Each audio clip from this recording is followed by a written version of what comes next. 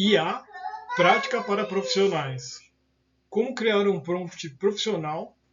Aqui vai um método com 5 partes, para você fazer pedidos claros e dar respostas e conseguir respostas muito úteis.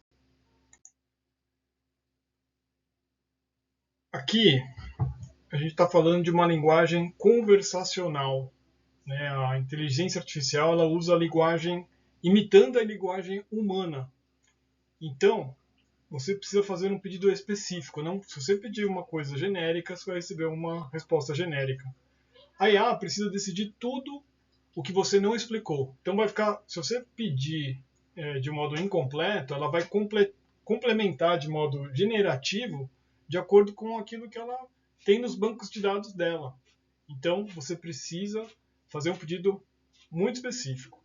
Então antes, né, se você pedir de uma forma, faça um e-mail sobre a reunião, o que você tem que fazer? Então, transformar transformar esse pedido num pedido mais detalhado. Como, por exemplo, transforme minhas anotações em um e-mail ao cliente. Confirme decisões e próximos passos. Não invente prazos. E aqui um detalhe. Essas anotações, elas podem estar num bloco de notas que você foi anotando enquanto você fazia aquela reunião online, ou você pode copiar isso num papel mesmo, né? Ou quando você escreve à mão. Eu já fiz isso. Se a sua letra for bonita e a entender, ela transcreve aquilo que você escreveu à mão, ela passa isso para o computador. Então, ela interpreta o que você está escrevendo à mão. Faça esse teste depois, é muito interessante. E aqui o que importa, que é o quê? O destinatário, o perfil desse destinatário, se ele é um cliente, se ele é um colaborador, se ele é um parceiro comercial. Qual que é o objetivo que você tem com esse e-mail ou com esse pedido que você está fazendo. Qual que é o formato de resposta que você quer e quais são os limites para que aquilo venha de acordo com aquilo que você está interessado e buscando nessa sua interação com a IA. Primeira parte, definir o papel.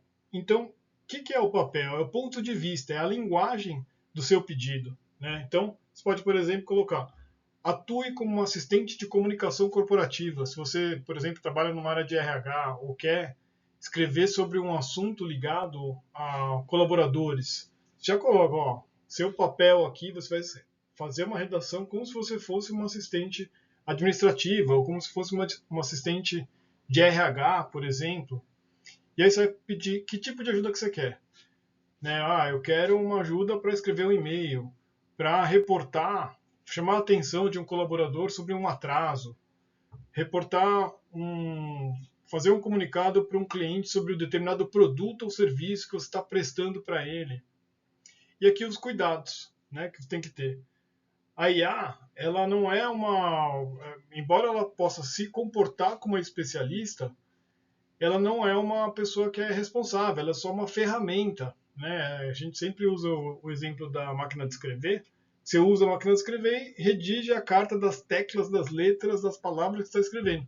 Na IA, como é que funciona? Você vai fazer o pedido e ela vai escrever. Então, mas ainda assim é uma ferramenta muito mais sofisticada que a máquina de escrever, mas ela vai trazer ali o texto que você vai usar e a responsabilidade é sua. Nesse sentido, então, temos que colocar aí todo esse cuidado. E o papel orienta a resposta, né? Então, a conclusão é que a revisão continua, né? A responsabilidade daquilo que está escrito continua sendo sua. Vamos seguir aqui para a parte 2. Parte 2 é o objetivo. Então, explique para que você está querendo essa resposta, como essa resposta será utilizada. Aí o resultado esperado, né? E você vai falar, transforme anotações em um e-mail. Uma finalidade, confirmar uma decisão ou confirmar um próximo passo, deixar uma formalização por escrito. E o que é um indicador de sucesso? Né? Como é que você vai, puxa, o que diz que esse resultado vai ser um sucesso? Quando o leitor deve saber o que fazer depois. Então, isso vai ser um indicador de sucesso. A mensagem está tão clara, a mensagem está, de certa forma, convincente, que quando chegar aquilo para o leitor, né, que para ele, tanto faz quem que foi que escreveu, ele só vai ler aquela mensagem, ele não vai saber muitas vezes, né, se aquilo foi feito por uma IA ou foi feito por uma pessoa. Aliás, o ideal é que seja isso, né, que seja escrito de forma que seja uma pessoa e não que tenha vindo da IA, já que a IA, lembrando, é aquela ferramenta só, né? E aí o objetivo claro traz respostas corretas, né? Mas muitas vezes, se você não acerta nisso, vai trazer uma resposta boa, mas não para aquele seu objetivo. Então, o objetivo serve para você dar essa orientação, ter esse norte na tarefa que você está demandando da IA. A parte 3. Entregue o contexto necessário. Apenas o contexto necessário. O contexto ajuda quando realmente muda a resposta, quando realmente vai influenciar naquilo que a IA está trabalhando.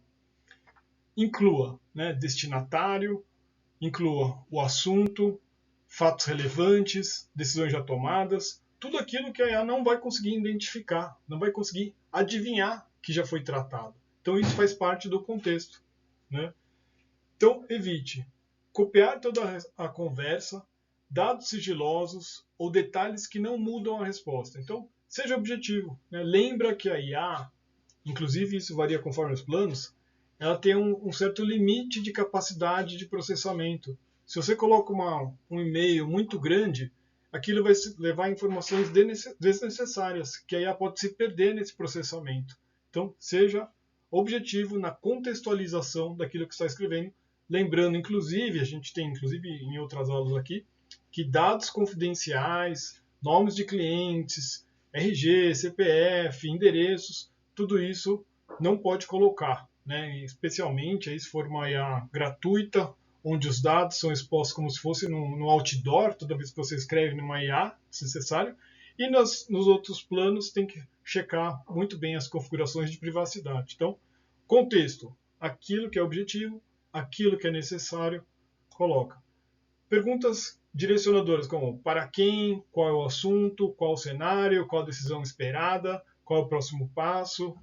Então, esse aqui é a parte 3. Entregue o contexto necessário. Parte 4. Escolha, né, indique o formato que você quer essa resposta.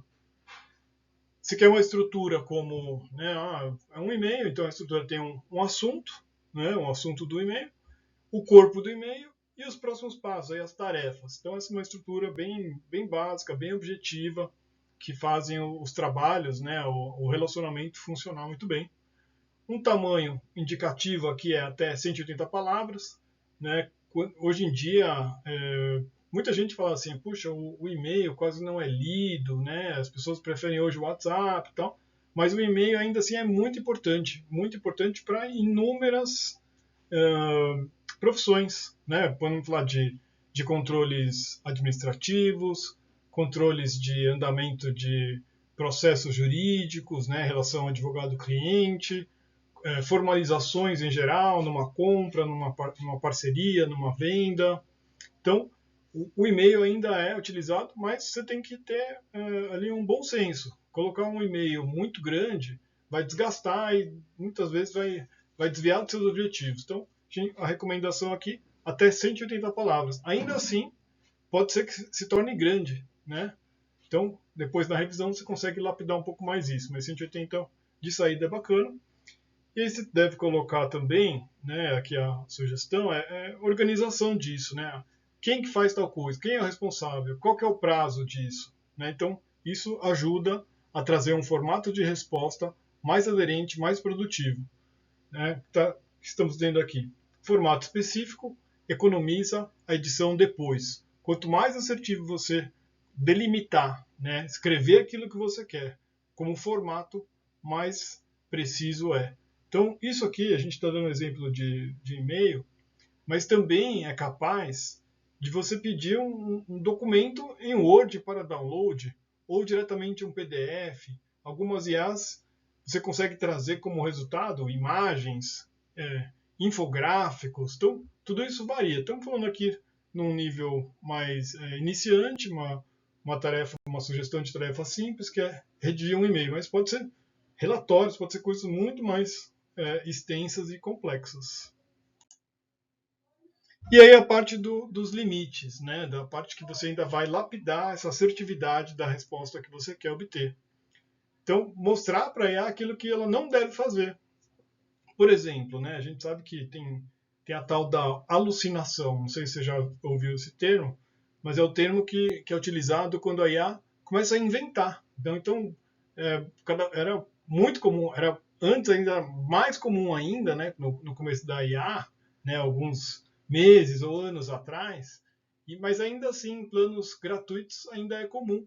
Você vê que a IA inventa fontes, inventa prazo, aquilo que você não contextualizou ou que deixou um espaço para IA generar, né, ela trabalha com a generar, tem uma atuação generativa, aquilo ela pode vir a querer preencher. Então ela começa a inventar, né? Então toma cuidado. Não, se você falar para ela, olha, não invente prazo, não invente valores, não invente fatos ou decisões, isso ajuda a trazer uma resposta mais assertiva. Sinalize, né? Por exemplo, aqui é a sugestão: use confirmar, você pode colocar isso no prompt, né? Use confirmar quando faltar informação. Né? Se você quer deixar esse pedido anonimizado, né? E falar, pergunte para determinado cliente, pode colocar lá cliente A, né? Ou confirme o nome do cliente. A resposta vai voltar assim. Então, quando você copiar aquela resposta, né? Estamos falando aqui do e-mail, e colocar no campo no corpo do e-mail, aí você preenche lá com o nome que você quer. Você manteve a anonimização, você estabeleceu um limite para a IA e ela vai trazer uma resposta mais assertiva, mais rápida de se trabalhar. Também você pode pedir nesse limite, né, o tom de voz, ó, preserve um tom profissional e fatos fornecidos, né? Então seja estrito, né, seja fidedigno a um jeito de se comunicar, assumir, por exemplo, um padrão de comunicação da sua posição profissional ou da sua empresa também, né? Quer dizer, você usa um tom de voz, né, uma forma de expressão mais, por exemplo, mais formal, mais sofisticada ou mais até mesmo mais simples, isso você pode colocar como uma solicitação no seu prompt. E atenha-se a fatos fornecidos, não invente fatos, né?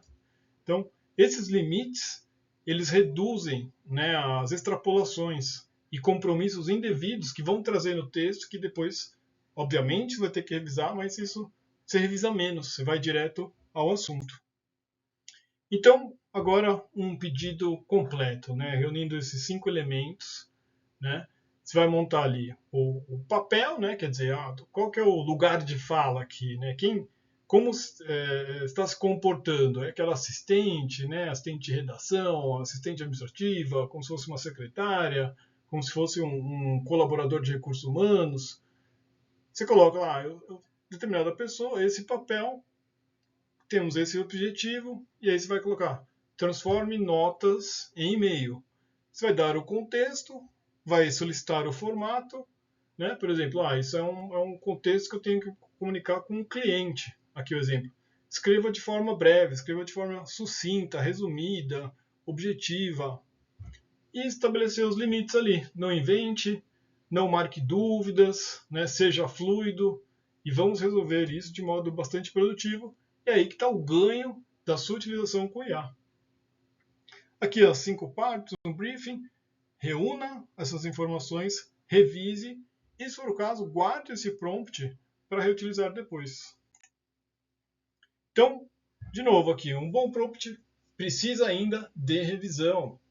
A melhor instrução melhora o rascunho, mas não garante a resposta. Quem garante a resposta é você, né? Veja fatos e números, compare com a fonte original, com suas anotações, com aquilo que foi gerar de insumo, né? Com aquilo que foi usado de insumo para gerar aquela resposta. Veja se o tom destinatário atendem o seu objetivo, né? Verifique os compromissos, não deixe que aquele texto traga algo que você não criou, como, por exemplo, um prazo, uma promessa, uma decisão que foi tomada ali. Tudo isso tem que ser verificado. Antes de copiar, revisa profundamente, envie ou decida mudar, fazer melhorias, né? Então, é um método de uma tarefa use o método hoje e uma tarefa de baixo risco, quer dizer, treine, né? Eu sempre gosto de, quando chego aqui quase no final do vídeo, falar, olha, o que você precisa sair de ensinamento desse vídeo? Que é o quê? Estamos falando aqui em especial muitas vezes com iniciantes ou que estão partindo para o avançado. Então, qual que é a lição aqui desse vídeo? Né? Escolha uma tarefa simples, por exemplo, né? Redigir um e-mail, fazer um pequeno plano, montar um artigo, né? Estruture essas 5 partes no método, né? Quer dizer que a gente conversou tudo aqui, né? Todo esse contexto, esse objetivo, esse formato, tudo isso que a gente viu, você vai estruturar e aí você vai comparar o que eu tinha de pedido, né? O que eu tinha até mesmo. Quando eu acompanhei a iniciação de algumas pessoas, né, elas falavam assim, puxa, que eu não utilizava IA, mas depois que eu comecei a utilizar a IA para redigir meus e-mails, não faço mais outra coisa. Estou usando direto a IA. E até é legal, né? Porque você pode guardar o prompt, você pode reaproveitar a mensagem, né? Que está lá, fica na lista da IA, né? E aí acho que todas as IAs são assim, né? O Manus eu sei que é assim, o ChatGPT é assim, o Gemini é assim. Então você fica lá, puxa aquela tarefa assim, ó, agora vamos escrever um e-mail semelhante a esse para tal pessoa. E aí você começa já a ter uma qualidade muito grande, uma assertividade e uma rapidez para o que você está fazendo. Né? O que a gente está falando aqui é guardar esse prompt ou recorra a essa conversa e melhore na próxima rodada. Você que chegou até aqui, aproveitando, está tirando proveito disso, salve esse perfil, né? Dê um like aqui, se inscreva no nosso canal e compartilhe para quem possa se beneficiar desse tipo de conteúdo. E nos vemos no próximo vídeo. O próximo vídeo será sobre como resumir documentos com IA, sem perder fatos, riscos e pendências. Tem muito a ver com essa aula, mas a gente vai ser um pouco mais específico. Não se esqueça de se inscrever. Até mais!